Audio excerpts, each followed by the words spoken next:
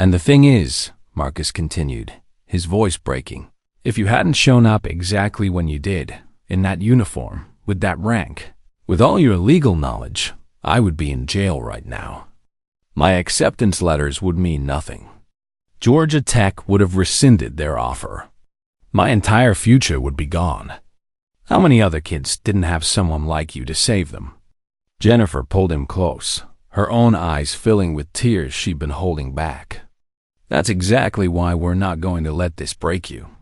We're going to take this experience and use it to help all those other kids who don't have the advantages we have. That's how we win, not just by surviving what Thompson did, but by making sure he can never do it to anyone else. That conversation marked a turning point for Marcus. Instead of retreating from the world, he began channeling his experience into activism and education. He reached out to the other victims Thompson had targeted, forming a support network that helped people navigate the legal process. He started speaking at schools about civil rights during police encounters, teaching younger students their constitutional protections. His presentations were powerful precisely because he spoke from lived experience rather than abstract theory. The Fourth Amendment isn't just words on old paper. Marcus told a packed auditorium at his high school 6 weeks after his ordeal. It's your protection against exactly what happened to me.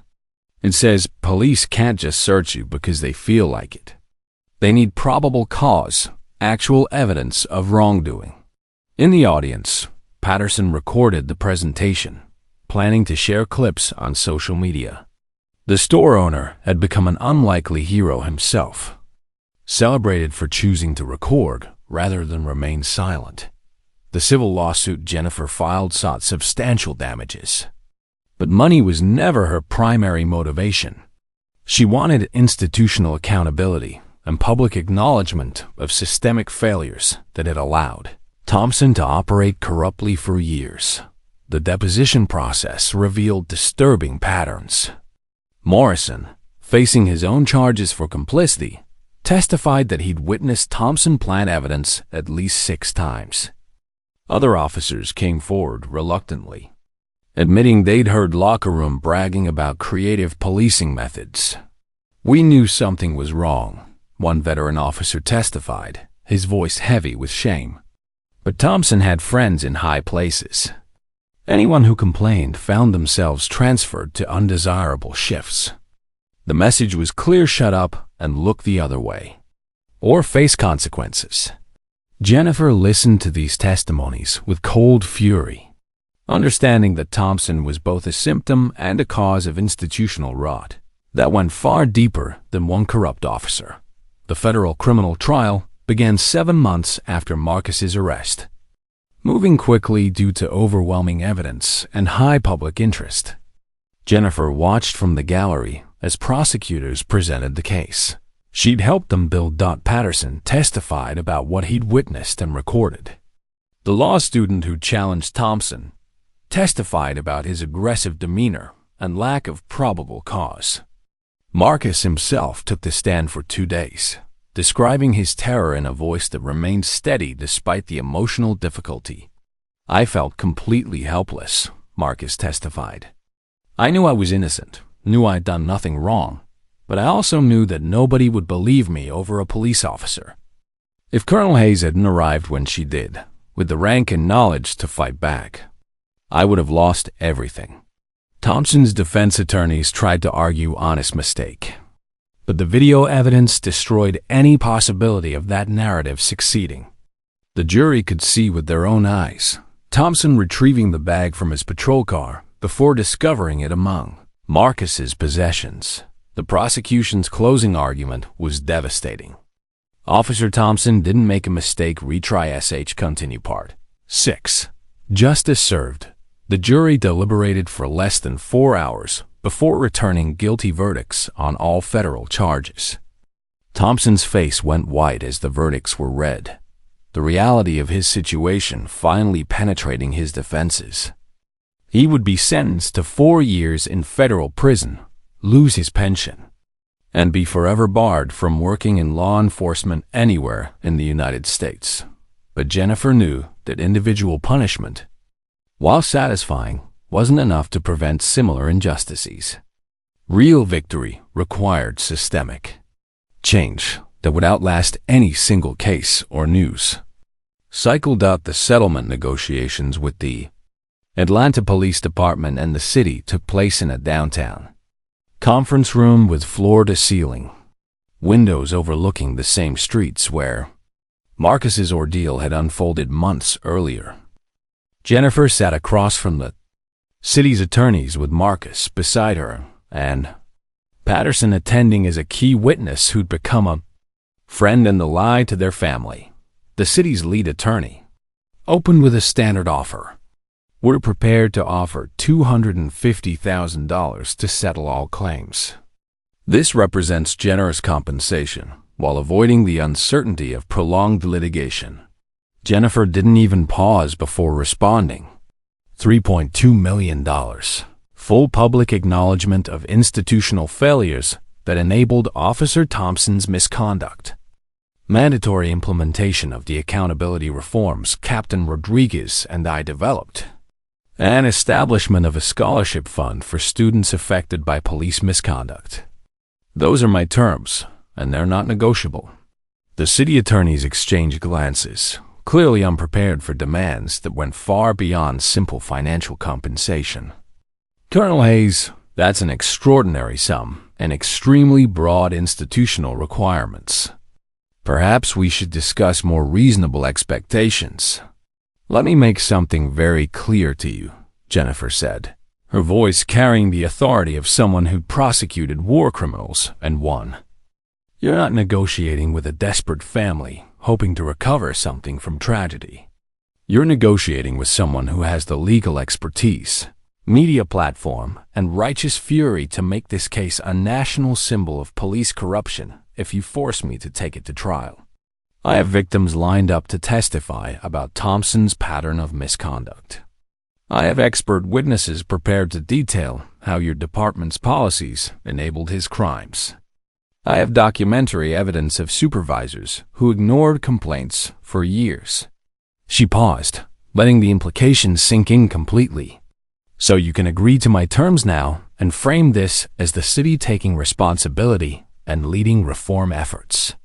Or you can fight me, lose spectacularly in a public trial that destroys whatever remains of your department's reputation, and still end up implementing even more severe reforms after federal courts order you to do so. Your choice, but I suggest you make it quickly because my patience has definite limits. The negotiations concluded within a week. The final settlement included everything Jennifer demanded: $3.2 million in damages, public acknowledgement of systemic failures, mandatory implementation of comprehensive accountability reforms, and establishment of the Justice for All Scholarship Fund that would provide full college scholarships to students who'd experienced police misconduct or false accusations.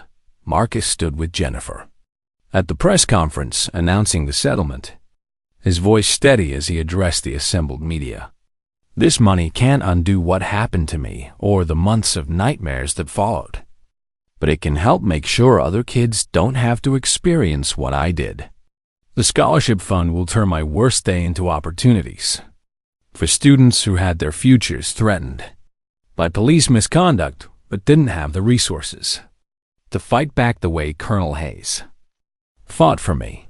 The Atlanta Police Department's reforms rolled out over the following months under Captain Rodriguez's determined leadership. Every officer received mandatory body cameras with footage automatically uploaded to secure cloud servers beyond individual access. A civilian oversight board with real investigative powers began independent reviews of all use of force incidents and civilian complaints. Regular audits examined arrest patterns and evidence logs, searching for statistical anomalies that might indicate misconduct hiding beneath surface appearances. Rodriguez implemented mandatory implicit bias training for all officers, but she insisted it go beyond standard diversity workshops that often felt performative. She brought in Marcus to speak directly to officers about his experience, forcing them to confront the human cost of assumptions and shortcuts. "I want you to understand something," Marcus told a room full of police officers during one of these training sessions. "I did everything right that day. I was polite, respectful, compliant with every instruction. I had perfect grades, no criminal record, college acceptance letters in my backpack. And none of it mattered to Officer Thompson because he'd already decided who I was based on how I looked and the resentment he carried about kids like me having opportunities he felt entitled to." He paused, looking around the room at faces showing varying degrees of discomfort and genuine reflection. Some of you are thinking right now that Thompson was just one bad apple, but his actions don't reflect on you. But here's what you need to understand. He operated for years with supervisors who ignored complaints, partners who stayed silent, and a system that protected him until his misconduct became too public to hide. Every person who looked the other way shares responsibility for what he did to me and the 23 other victims we've identified so far. The room remained silent after Marcus finished, the weight of his words settling over officers who couldn't easily dismiss the testimony of someone who'd lived through what they were being warned against. Several approached him afterward with quiet apologies and promises to do better, to speak up when they witnessed concerning behavior, to remember that the badge represented responsibility rather than immunity. Morrison, who'd received a suspended sentence and permanent dismissal from law enforcement in exchange for his cooperation, attended one of Marcus's presentations uninvited. He waited until everyone else had left before approaching with obvious shame etched into every line of his face. "Marcus, I don't expect you to forgive me," Morrison said, his voice rough with emotion. "I just wanted you to know that I think about what happened every single day. I knew what Thompson was doing was wrong, and I stayed silent because speaking up seemed too hard, too risky for my career. I chose my comfort over your life, and I'll carry that shame for the rest of my days." Marcus studied the man who'd watched him being framed and done nothing until it was too late. Part of him wanted to tell Morrison exactly how much damage his silence had caused, how many nightmares still woke him in cold sweats, how hollow graduation had felt. But another part recognized that Morrison's guilt and consequences were punishment enough for someone who'd been weak rather than actively malicious. "I hope you use your experience to help other people understand the cost of staying silent," Marcus finally said. "You can't undo what happened, but you can make sure your story warns others about how easy it is to become complicit in injustice by doing nothing." Morrison nodded, tears streaming down his face, and walked away carrying the weight of lessons learned. Too late to save his career, but hopefully, soon enough to save his conscience.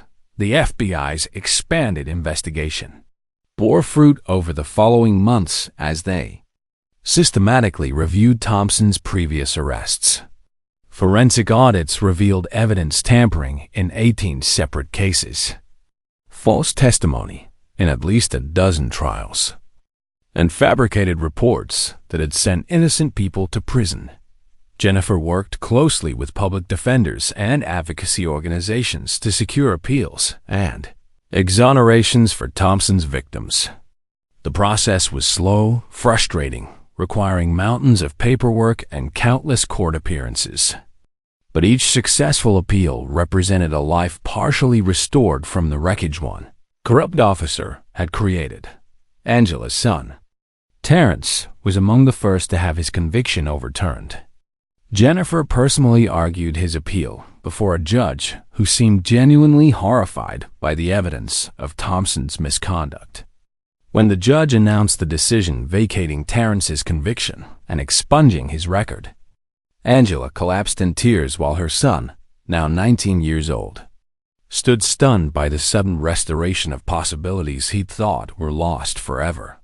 "You gave me my future back," Terrence told Jennifer outside the courtroom, his voice breaking with emotion. I thought I'd never go to college, never have a real career, always be marked as a criminal for something I didn't do.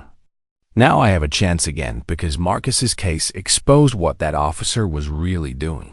These moments sustained Jennifer through the exhausting work of pursuing justice for people the system had failed. Each exoneration represented vindication not just for that individual, but for the principle that truth and accountability could prevail against institutional corruption if enough people refused to accept injustice as inevitable. Marcus threw himself into developing technological solutions he'd promised, working with computer science professors at Georgia Tech to create a prototype system for automatic documentation and secure storage of police interactions. The device would activate automatically when specific trigger phrases were detected, uploading footage to multiple secure servers that neither citizens nor officers could access or delete, creating an unimpeachable record of what actually occurred. The technology to make policing more accountable already exists, Marcus explained to a group of civil rights advocates touring his campus lab. We have the cameras, the storage capacity, the encryption methods. What's being missing is the political will to implement these tools in ways that actually protect citizens rather than just providing cover for departments to claim transparency while maintaining control over evidence that might expose misconduct. His work attracted attention from police reform organizations nationwide, leading to pilot programs in several cities willing to test his accountability systems. Each successful implementation represented progress toward the vision he developed during his darkest moments, turning his trauma into tangible improvements that would protect future generations.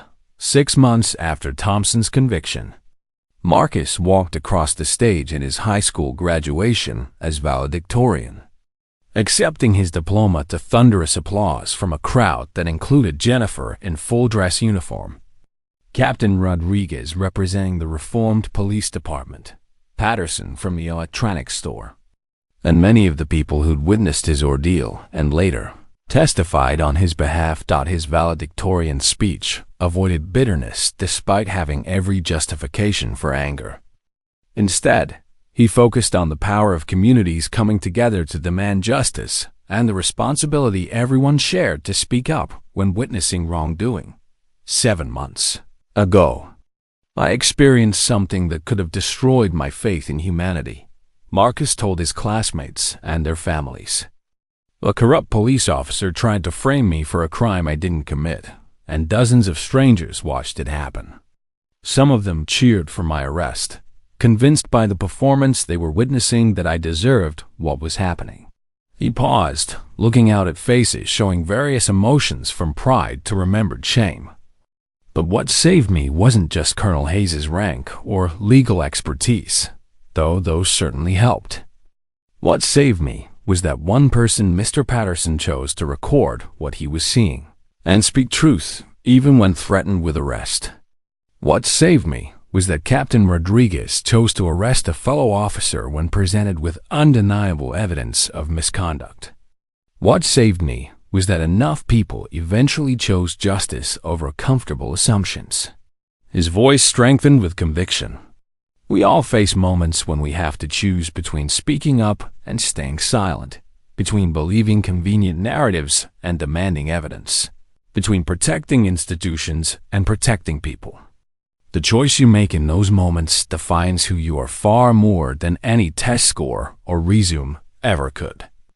I hope that when your moment comes, you remember this story and choose courage over comfort, truth over convenience, and justice over the easy path of looking away. The standing ovation lasted for several minutes, echoing through the auditorium with the force of community, acknowledging shared lessons learned through crisis and transformation. Part 7. Building New Dreams. That fall, Marcus entered Georgia Tech on his full academic scholarship, majoring in computer engineering with a minor in constitutional law. His roommate turned out to be Terrence, Angela's son, whose conviction Jennifer had helped overturn. Creating a friendship forged through shared experience of injustice survived and overcome. They spent long nights in their dorm room, discussing how to use their education to create systemic change.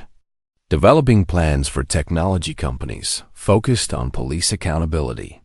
Nonprofit organizations serving families affected by wrongful convictions. And political campaigns supporting candidates committed to criminal justice reform. "We have something most people don't," Terrence said during one of these late-night planning sessions. "We understand the system's failures from the inside because we lived through them. That knowledge is power if we use it right. But it's also responsibility to speak for all the people who experienced similar injustices but didn't survive them with their futures intact." Jennifer visited Marcus on campus regularly, both of them walking past groups of diverse students studying constitutional law and criminal justice. Many of these students had been inspired by Marcus's story to pursue careers in civil rights law, criminal justice reform, and police accountability, creating ripples that would extend far beyond their individual case. "But what suspicious behavior specifically?" she pressed. "I was watching from across the street. He was just walking down the sidewalk. That's not probable cause under the Fourth Amendment." "Are you a lawyer?" Thompson asked mockingly. "Actually, yes. I'm a third-year law student specializing in civil rights law, and this looks like illegal search and seizure. I'm recording this conversation, and I'm prepared to testify." Thompson's face hardened. "Well, counselor, when you pass the bar and start working in the real world, maybe you'll understand how police work actually functions. Until then, step back." Patterson continued recording, documenting each word with methodical precision. Other people in the crowd were starting to look genuinely uncomfortable as the reality of what they were witnessing began penetrating their assumptions. Morrison kept glancing nervously down the street. Something about that radio call bothered him deeply. If Marcus's guardian really was a JAG officer, this situation could escalate far beyond their department's usual protections. Thompson got on his radio to request backup. "Dispatch, this is Unit 17. I need a second unit for prisoner transport. I want everyone watching to see that justice in this city doesn't discriminate." The irony wasn't lost on Patterson, who continued recording with growing certainty that this footage would become crucial evidence. The black military SUV pulled up directly behind the patrol car with unmistakable authority. For a moment, complete silence fell over Peachtree Street. The construction noise seemed to pause in anticipation. Morrison grabbed Thompson's shoulder. "Jake, you need to see this right now." The driver's door opened with a sharp click, and out stepped Colonel Jennifer Hayes in full Army dress uniform. The effect on the crowd was instantaneous and profound. This wasn't just any military outfit. The silver eagles of a full colonel gleamed on her shoulders. Her chest displayed rows of ribbons indicating years of distinguished service and specialized legal expertise. Her bearing was unmistakable, the ramrod straight spine, the measured steps, the calm confidence of someone accustomed to command. Every detail spoke of authority. The perfectly pressed uniform with creases sharp enough to cut. The spit-shine boots. The expert marksmanship badge. And most importantly, the Judge Advocate General's Corps insignia that identified her as a military lawyer with expertise in federal law and constitutional rights. The crowd fell completely silent, instinctively recognizing real authority that made Thompson's borrowed power look like a child playing dress-up.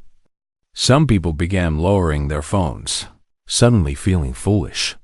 Thompson's cocky expression faltered, but his pride made backing down impossible. "Ma'am, this is an active crime scene. I need you to move your vehicle and clear the area. This is official police business. Officer Thompson." Her voice cut through his words like a surgical instrument, calm yet carrying absolute authority. "You will release Marcus immediately." The words hit the crowd like a thunderclap. Gasps and shocked murmurs rippled through the onlookers. This wasn't just some angry guardian. This was the very Colonel Hayes that Marcus had been desperately trying to tell them about. Thompson's face went pale, but his mouth kept moving on autopilot. "Your ward?"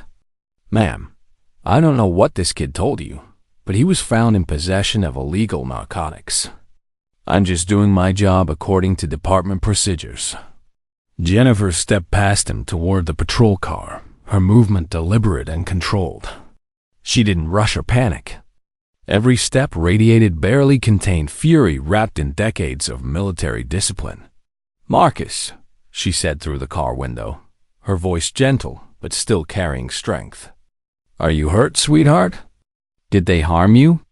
Marcus looked up at his guardian through tears that now flowed freely. "Colonel Hayes, they planted drugs on me. I swear, I didn't do anything wrong." He took a bag from his car and said it was mine. "You know me. You know I would never do that." "I know, son. I know exactly what happened here, and I'm going to fix this."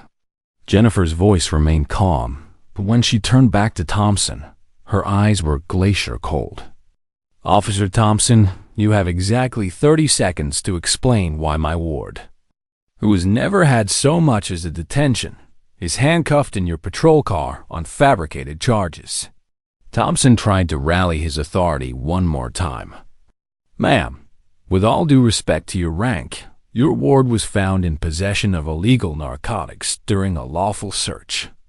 Military rank doesn't change civilian law. I don't care if you're a colonel or a general." The crowd watched this exchange with growing fascination. Sensing the power dynamic shifting before their eyes, Jennifer pulled out her phone and speed-dialed a number. "Captain Rodriguez, this is Colonel Jennifer Hayes. I'm at Peachtree and Ellis. I need you here immediately with full documentation capabilities." "Yes, it's about Officer Thompson and a civil rights violation." "No, this is priority one. Drop everything and get here now." She ended the call and addressed Thompson directly, her voice rising just enough for the entire crowd to hear. "Officer Thompson, I am a Judge Advocate General with the United States Army. I have prosecuted federal crimes in military court for 15 years.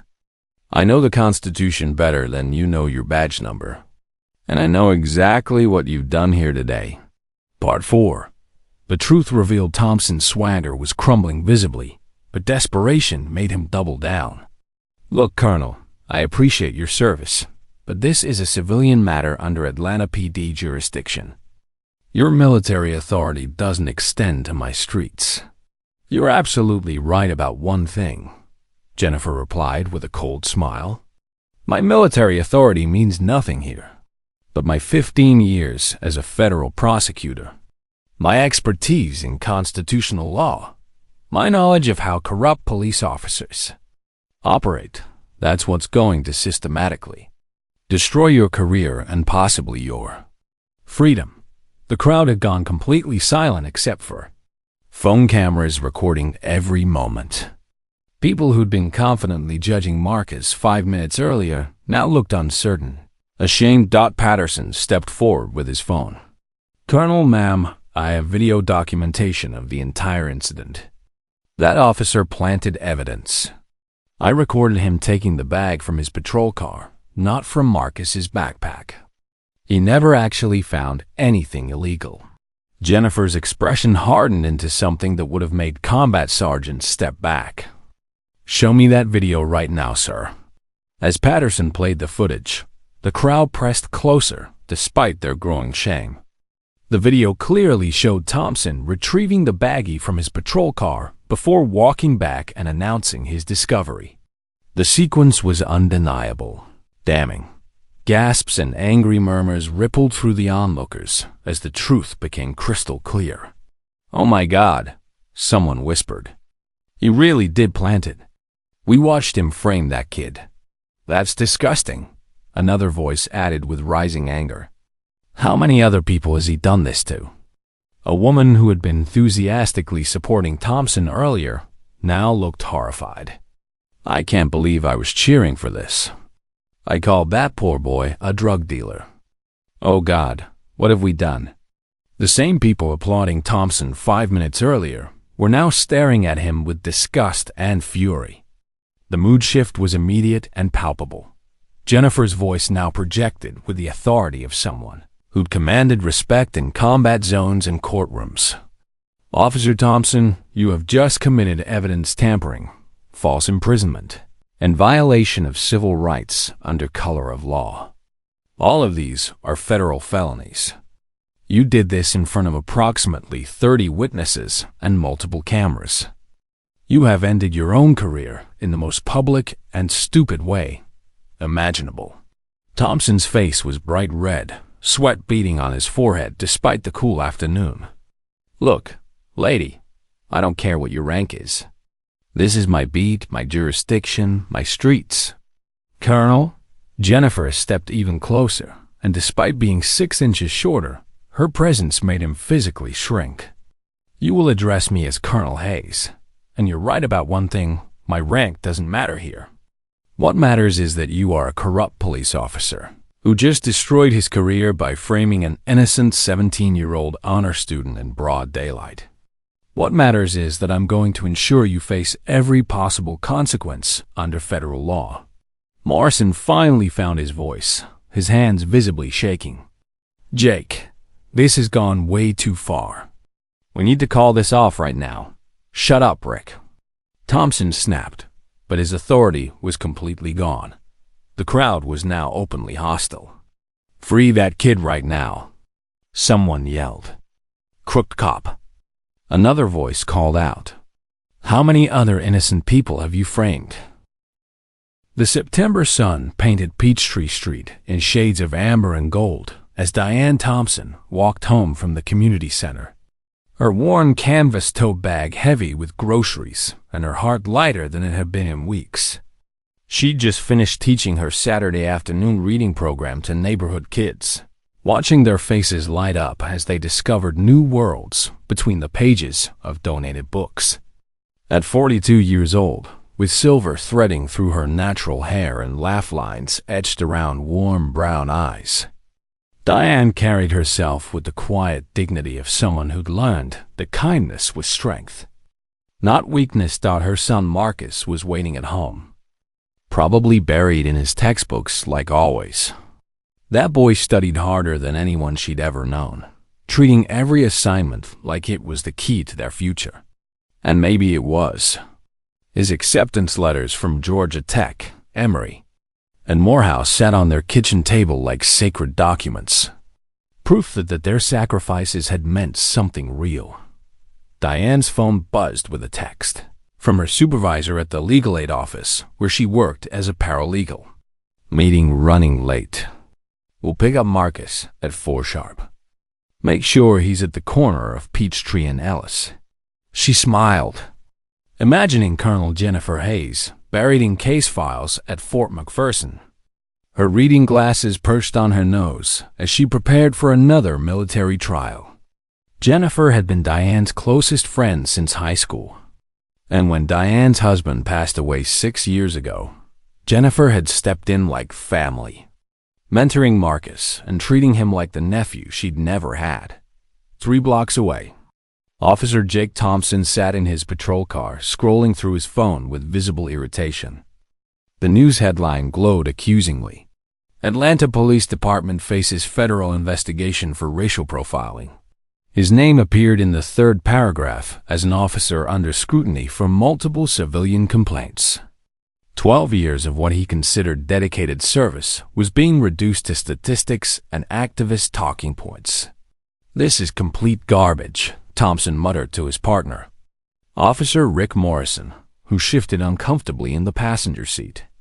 Morrison had heard enough locker room conversations to know that Thompson's methods crossed lines that shouldn't be crossed. But speaking up seemed impossible in a department that valued loyalty over accountability. "Maybe we should just stick to routine calls today," Morrison suggested quietly. "Keep things simple until this investigation settles down." Thompson's jaw clenched as he gripped the steering wheel tighter. Through the windshield, he spotted a teenager walking alone with the kind of confidence that somehow offended his sense of order. The expensive-looking backpack, the college prep materials visible through the open zipper, the obvious pride in his posture, everything about this kid screamed privilege Thompson felt he deserved instead. Marcus. Thompson approached the crosswalk, completely unaware that his life was about to change forever. He was 17, honor student, National Merit Scholar semifinalist, already accepted to 3 prestigious universities. His mother worked double shifts as a paralegal to give him opportunities she'd never had. Colonel Hayes had become like a second mother, guiding him through college applications and teaching him about constitutional law during their Saturday morning breakfast meetings. "Hey, you. Come here," Thompson called out sharply as Marcus stepped off the curb. Marcus removed his earbuds and approached respectfully, just as both his mother and Colonel Hayes had taught him. Always be polite. Always keep your hands visible. Always comply with instructions. Never give them a reason to escalate. "Yes, officer. Is there a problem?" The politeness seemed to irritate Thompson even more. "What's your name, kid?" "Marcus Thompson, sir. I'm just walking to meet my mom's friend who's picking me up at 4. "Turn around and put your hands on the wall," Thompson commanded, gesturing toward the brick storefront nearby. His voice carried across the street with theatrical authority, loud enough for every passerby to hear. Marcus's heart hammered against his ribs as genuine terror replaced his initial confusion. "Sir, can you please tell me what this is about?" "I have my student identification," I said. "Turn around, boy. Don't make me repeat myself." The word hit Marcus like a physical blow. He'd heard his grandfather's stories about that word, about how it was weaponized to strip dignity from black men for generations. Now it was being used against him in broad daylight by a police officer sworn to protect everyone equally. James Patterson emerged from his electronics store across the street, phone already recording. Something about the officer's tone, the unnecessary aggression, the public humiliation of a teenager he'd known for 3 years as a polite, hard-working customer. It all felt terribly wrong. Marcus slowly turned toward the wall, his hands shaking as he placed them against the cold brick. Behind him, more people gathered, their conversations creating a buzz of anticipation. Thompson began an aggressive pat-down far more invasive than any routine stop required, designed not just to search but to humiliate, to establish dominance. "Clean so far," Thompson announced loudly. "But they're getting smarter these days. Let's see what's in this backpack." Marcus's stomach dropped as he realized Thompson's intentions. His backpack contained nothing but academic materials, textbooks, homework assignments, college applications, the acceptance letters he was so proud of. But something in Thompson's tone suggested that innocence wouldn't matter here. Thompson dumped Marcus's backpack contents onto the sidewalk with deliberate roughness. Honor roll certificates fluttered in the afternoon breeze. College acceptance letters landed in puddles from the morning rain, the expensive paper absorbing dirty water. A thick constitutional law textbook thudded against the concrete with a sound that made Marcus flinch. "Well, well, well," Thompson announced, kicking Marcus's scholarship paperwork with his boot. "Look at all this fancy school stuff. Really impressive, kid. But we both know what you're really about, don't we?" Patterson pushed closer through the gathering crowd, his phone capturing everything with steady hands despite his rising anger. "Officer, that young man comes into my store every week to buy school supplies. He's a good kid, honor student, never been in any trouble." Thompson whirled around, his face flushed with anger. "Sir, I need you to step back right now, or you'll be arrested for interfering with police business. This is your only warning." The threat silenced Patterson momentarily, but he kept recording with grim determination. The performance felt orchestrated, designed more for the crowd than for justice. Where is it? Thompson muttered, loud enough for Marcus to hear. His frustration was becoming palpable, dangerous. Where's what, sir? Marcus asked, his voice barely above a whisper. Tears were beginning to form, but he fought them back. I don't have anything illegal. I've never touched drugs in my entire life. Some were already posting videos online with hashtags that would trend within hours. Justice for Marcus. Corrupt Atlanta police. Civil rights violation. A woman in the crowd called out directly to Thompson. Officer, you should be absolutely ashamed. That's somebody's child you're destroying. That's a good kid with a bright future, and you tried to ruin his life for what? To feel powerful? An elderly man shook his head with profound sadness. 12 years on the force, and this is what you do. Plant drugs on innocent teenagers? You've dishonored that badge. The teenage girl live-streaming frantically updated her followers. Y'all are not going to believe this plot twist. This corrupt cop just got completely exposed by the kid's guardian, who's literally an army colonel and a lawyer. She just showed up in full uniform. This is wild. A second patrol car arrived with lights flashing. Captain Sarah Rodriguez emerged, took one long look at the scene. Jennifer standing in full military dress. The hostile crowd, Thompson's panicked expression. Morrison backing away, and her face went white. Colonel Hayes, Rodriguez said formally, her voice carrying respect to both Jennifer's rank and the obvious gravity of the situation. She'd met Jennifer twice before at community liaison meetings. She knew exactly who this woman was and what she was capable of. Captain Rodriguez, Jennifer replied with military precision. I want Officer Thompson arrested immediately for evidence tampering, false imprisonment, and civil rights violations. I have video evidence from multiple angles, approximately 30 civilian witnesses, and a very clear case of police misconduct that will be referred to federal authorities within 2 hours. Rodriguez looked at Thompson with obvious disgust. This wasn't the first complaint about Thompson's methods that had crossed her desk. It wasn't even the 10th, but it was certainly the most public and the most impossible to dismiss. Officer Thompson, Rodriguez said with cold formality, you are under arrest effective immediately. Remove the handcuffs from that young man right now, and then place your hands behind your back. You have the right to remain silent, and I strongly suggest you exercise that right. Captain, you can't be serious, Thompson protested, his voice rising to a shout. I was just doing my job. This is all a big misunderstanding. The kid had drugs. Your job doesn't include planting evidence on minors, Rodriguez replied coldly. And it certainly doesn't include violating civil rights in front of dozens of witnesses. Remove his handcuffs now, and then put your hands behind your back. I will not repeat these instructions. The crowd erupted in applause and cheers as Marcus was finally released from the patrol car, stumbling on legs weak from fear and sudden relief. He ran straight into Jennifer's arms, sobbing with the kind of relief that only comes after genuine terror.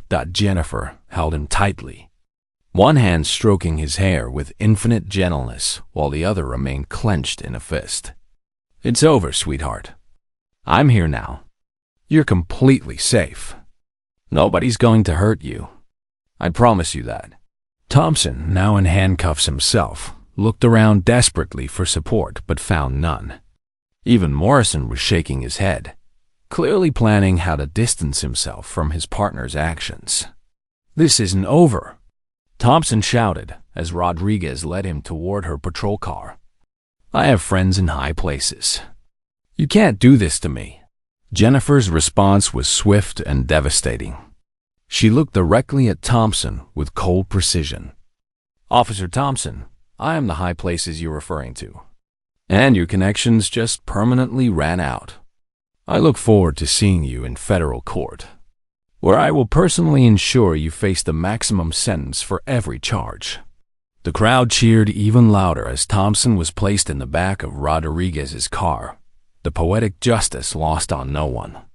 The corrupt cop, who had publicly humiliated an innocent teenager, was now experiencing the exact same treatment, but with actual legal justification. Part 5. Picking up the pieces. The days following Marcus's near arrest blurred together in a whirlwind of police interviews, federal investigations, and media attention that transformed a local incident into a national conversation. Jennifer took emergency leave from her military duties to focus entirely on ensuring justice and systemic change. The FBI's Civil Rights Division opened an investigation within 48 hours. Special Agent Robert Chun arrived at their home 3 days later with a team of investigators. "Colonel Hayes," Agent Chun said as they sat in the living room, "your ward's case has opened doors we've been trying to open for 18 months. The video evidence is so clear, so undeniable, that it's given us leverage to investigate patterns we've suspected but couldn't prove." Jennifer sat with her arm around Marcus, who barely slept despite being physically safe. The psychological damage ran deeper than any physical wound. "How many others?" she asked quietly. "We don't know yet, but we're finding anomalies in dozens of arrests over the past 3 years," Chun replied grimly. "Evidence logs that don't match body camera footage. Arrests where narratives don't align with witness statements. Convictions based primarily on Thompson's testimony that now look highly suspicious." Marcus spoke for the first time, his voice barely above a whisper. "Those are people's lives he destroyed. People who probably didn't have someone like Colonel Hayes standing behind them. People who took plea deals because fighting seemed impossible." "That's exactly right," Chun confirmed. "And that's why your case is so important. Because you had an advocate, because everything was documented. Because Colonel Hayes knew how to fight through proper channels. We now have a pathway to review those other cases and potentially free innocent people." The investigation expanded rapidly as news coverage brought forward more witnesses and victims. Patterson's electronics store became an unofficial headquarters for people coming forward with stories of encounters with Thompson. "He pulled me over 3 times.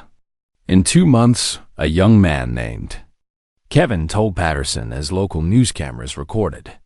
Each time he searched my car, claiming he smelled marijuana. Each time he found nothing, but he made sure to do it in front of my workplace, making everyone think I was some kind of criminal." A woman named Angela came forward with an even more disturbing account. "He arrested my son 2 years ago, said he found pills in his backpack. My boy took a plea deal because our public defender said fighting would be too expensive. He's been in juvenile detention for 18 months. And now I'm seeing that cop did the exact same thing to Marcus. Except that time someone was recording." Jennifer personally met with each person who came forward, documenting their stories with the precision of the federal prosecutor she was. By the end of the first week, she had compiled a dossier of 23 cases that bore suspicious similarities to Marcus's experience. The Atlanta Police Department, facing mounting pressure from the FBI investigation and explosive media coverage, placed Thompson on immediate suspension without pay. But Jennifer wasn't satisfied with administrative action alone. She wanted systemic change. Captain Rodriguez, to her credit, welcomed Jennifer's involvement in developing new accountability measures. They met in Rodriguez's office 2 weeks after the incident. "We need mandatory body cameras with footage automatically uploaded to secure servers that individual officers cannot access or delete," Jennifer said, laying out detailed proposals. "We need civilian oversight boards with real investigative powers. We need regular audits of evidence logs and arrest patterns looking for statistical anomalies." Rodriguez nodded, making notes on everything Jennifer suggested. "I've been advocating for most of these measures for 3 years, but I couldn't get the funding or political support. Now, With the national attention on this case, I think we finally have momentum. The mayor called yesterday, asking what we need to prevent this from happening again. They worked together for hours, developing comprehensive reforms. The Thompson case had created a rare opening for systemic change, and both women were determined not to waste the opportunity. Meanwhile, Marcus struggled with the psychological aftermath in ways that concerned Jennifer deeply. He'd always been confident, outgoing, engaged with the world. Now he barely left the house except for counseling appointments, jumping at unexpected sounds, unable to focus on the scholarship applications that had consumed his life before. "Sweetheart, you need to talk to me," Jennifer said gently one evening as they sat together in darkness. "I can see you carrying this weight." Marcus was quiet before the words finally came. "I keep thinking about all those people watching me, all those phones recording, all those people who looked at me and just assumed I was guilty. They didn't know me, didn't care to know me, just decided I was a drug dealer because a cop said so. I know, son. Don't play dumb with me, boy.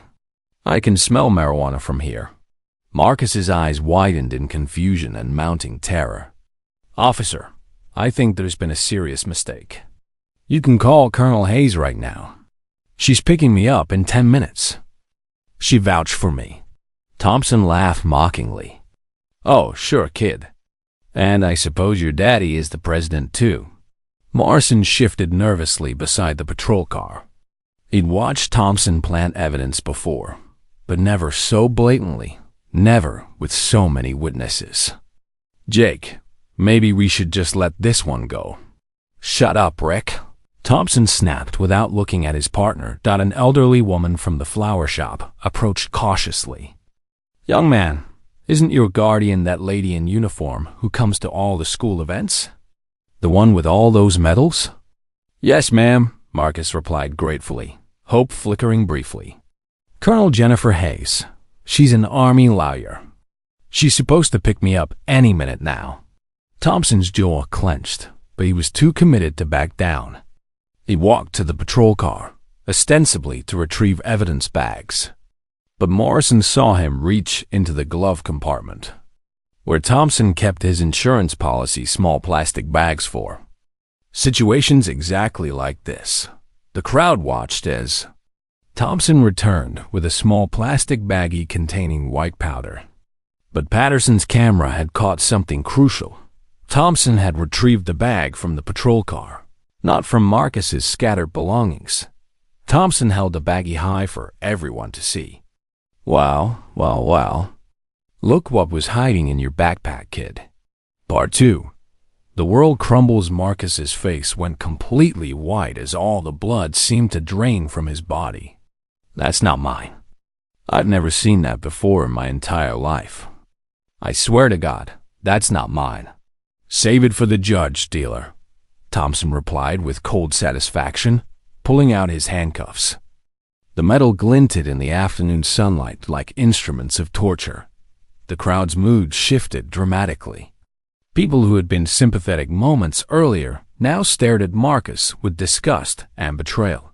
The cognitive dissonance between his obvious academic achievements and the apparent drug possession created a narrative gap that most resolved by assuming the worst. "Another fake honor student," someone muttered from the back. "There, all the same underneath," another voice added. "My tax dollars paid for his fancy school programs, and this is how he repays society." A middle-aged woman in expensive yoga clothes shook her head with theatrical sadness. "It's always the ones you least expect." Marcus felt his world collapsing as Thompson grabbed his wrists roughly, yanking his arms behind his back with unnecessary force. "Please," he whispered desperately. "Please just call Colonel Hayes. She'll be here any minute. Just wait, please."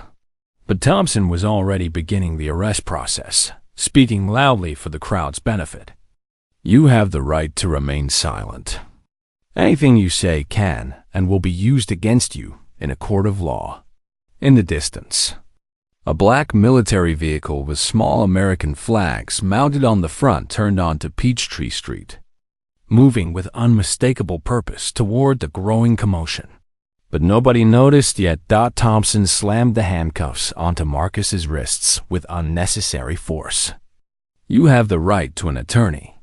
If you cannot afford an attorney, one will be provided for you. Marcus's eyes filled with tears. Officer Thompson, please. I'm telling you the absolute truth. That's not mine. I don't do drugs. I'm going to Georgia Tech in the fall on a full academic scholarship. Yeah, well, not anymore, you're not, Thompson replied with a cruel smile. Georgia Tech doesn't accept drug dealers. The words hit Marcus like physical blows. 4 years of perfect grades. Countless hours of volunteer work. Leadership positions in 3 different clubs. Everything he'd worked for since kindergarten was being destroyed in front of 30 strangers who now looked at him with contempt. Thompson turned to address the crowd like a politician at a rally. This is what we're dealing with, folks. They look innocent on the outside. Honor roll certificates, college applications, all the right paperwork. But underneath, they're still criminals. Several people nodded approvingly, their prejudices confirmed. A woman with a designer purse shook her head sadly. It's always the ones you least expect. These drug dealers are everywhere now, hiding behind their grades. Patterson pushed forward, his phone still recording. Officer, I've known this young man for 3 years. He's never shown any signs of drug use or criminal behavior. Thompson's face reddened. Sir, I warned you once about interfering. Step back now, or you'll be arrested for obstruction. This is your final warning. But Patterson stood his ground. I saw you take that bag from your patrol car, not from his backpack. I have the entire sequence on video. You planted that evidence, and I can prove it. The crowd murmured uncertainly, some people starting to look more carefully at Patterson's phone screen. The narrative was beginning to crack. Thompson stepped closer to Patterson in an obvious attempt at intimidation. That's a serious accusation, sir. Are you suggesting that I, a 12-year veteran with commendations, planted evidence? I'm not suggesting anything, Patterson replied firmly. I'm stating exactly what I recorded. The video shows the complete sequence. Morrison's radio crackled suddenly with an urgent dispatch. All units be advised. We have a high-priority visitor en route to Precinct 7. Colonel Hayes from Fort McPherson requesting immediate assistance. Repeat, Colonel Hayes. This is Priority 1. Morrison's face went pale. He grabbed Thompson's arm hard. Jake, did you hear that? Colonel Hayes. That's the exact name the kid keeps saying. Thompson brushed him off angrily. So what? Probably some desk jockey. I'm not backing down from some weekend warrior. This is my jurisdiction, not hers. Marcus's phone buzzed desperately in his pocket, but with his hands cuffed behind his back, he couldn't reach it. The latest text read, GPS shows 6 minutes out. Traffic moving. Are you at the pickup spot? Answer me, sweetheart. The elderly woman approached one more time. Officer, I work in the school district office. I've seen this boy's guardian at multiple ceremonies. She's definitely military, definitely high-ranking, and she gives speeches about constitutional law. She's the real thing. Thompson's confidence wavered briefly, but pride pushed him forward. I don't care if she's a 4-star general. This kid had drugs, and he's going to jail. That's the end of this discussion. He opened the patrol car door and began forcing Marcus inside with rough hands. Get in there, dealer. Marcus stumbled as Thompson shoved him, his shoulder striking the doorframe painfully. Please, Officer Thompson. Colonel Hayes is a JAG officer. That means she's a military lawyer. She knows constitutional law. She be here any minute. JAG officer? Morrison repeated nervously. Jake, JAG officers are serious business. They prosecute federal crimes and civil rights violations. If she really is his guardian, we could be looking at federal charges. Thompson slammed the car door with Marcus inside. I don't care if she's the attorney general. This punk had drugs, and I'm not letting him walk because his guardian wears a uniform. The crowd watched as Thompson strutted around, clearly enjoying the attention. Let this be a lesson to everyone watching. The Atlanta Police Department doesn't play favorites. If you break the law in my jurisdiction, you face the consequences. More applause rippled through portions of the crowd.